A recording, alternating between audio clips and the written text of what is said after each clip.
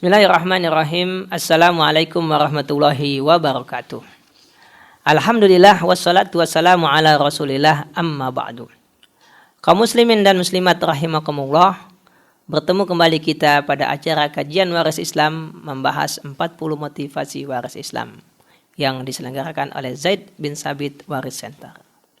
Motivasi yang ke-20, wasiat dan warisan. Allah Subhanahu wa taala berpesan kepada orang beriman agar membuat wasiat.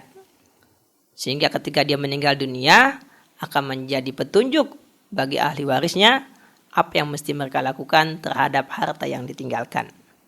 Itu wasiat bermakna secara umum. Ya, misalkan orang tua memberitahu kalau dia punya utang piutang, ya, memberitahu berapa harta yang dia punya, di mana saja adanya dan seterusnya. Ya, ini semua agar ahli waris ya tidak repot dalam mengurus warisan tersebut. Ya. Kemudian wasiat yang bermakna kedua yaitu seorang memberikan sebagian dari hartanya kepada orang lain dan pemberiannya berlaku setelah dia meninggal dunia. Karena kalau masih hidup disebut hibah. Seorang mengatakan harta saya yang ini untuk si fulan setelah saya meninggal, maka itu adalah wasiat. Nah, untuk wasiat yang kedua ini kaitannya erat dengan warisan. Kenapa? Karena berlakunya setelah seorang meninggal dunia. Itu artinya harta yang ditinggalkan, ya, selain ada warisan, ada juga wasiat. Ketentuan pertama dalam Al-Quran disebutkan pembagian warisan itu setelah dilaksanakannya wasiat. Memba di wasiatin yusi biha audain. Jadi pembagian warisan itu setelah dilaksanakan wasiat dan ditunaikan utang piutang. Itu artinya jika almarhum meninggalkan wasiat, maka wajib bagi ahli waris untuk melaksanakan wasiat tersebut. Namun ada ketentuan lagi agar dilaksanakan. Di antaranya, wasiat tentang harta yang ditinggalkan tidak boleh diberikan kepada ahli waris. Artinya ahli waris tidak berhak mendapatkan wasiat. Berdasarkan hadis Nabi, la wasiyata liwarithin. Tidak ada wasiat untuk ahli waris. Karena ahli waris sudah berhak mendapatkan bagiannya yaitu warisan. Sehingga wasiat tidak diberikan kepada ahli waris. Tapi diberikan kepada orang lain yang tidak mendapatkan warisan. Kemudian ketentuan berikutnya. Besarnya warisan itu tidak boleh lebih dari 1/3 dari total seluruh harta yang ditinggalkan oleh ahli waris. Ya. Dalam sebuah hadis disebutkan seorang sahabat yang bernama Sa'ad bin Abi Waqqas. Dia ingin mewasiatkan seluruh hartanya. Lalu Nabi menolak. Lalu mengatakan setengahnya. Lalu Nabi pun menolak. Lalu mengatakan 1/3-nya. Baru Nabi menerima.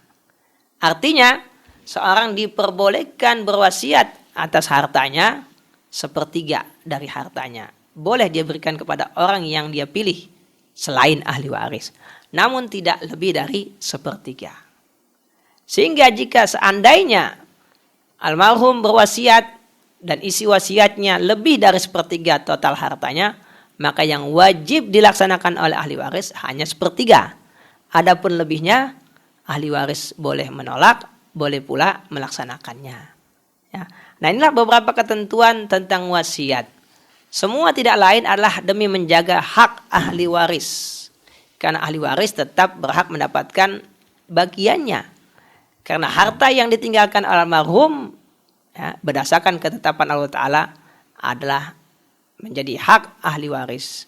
Maka tidak boleh seorang meninggal dunia sebelum meninggal dia wasiatkan semua hartanya untuk orang lain.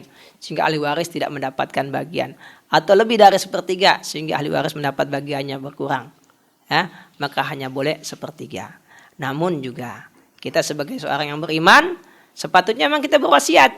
Bukan hanya demi kebaikan ahli waris. Tapi juga demi kebaikan kita sendiri.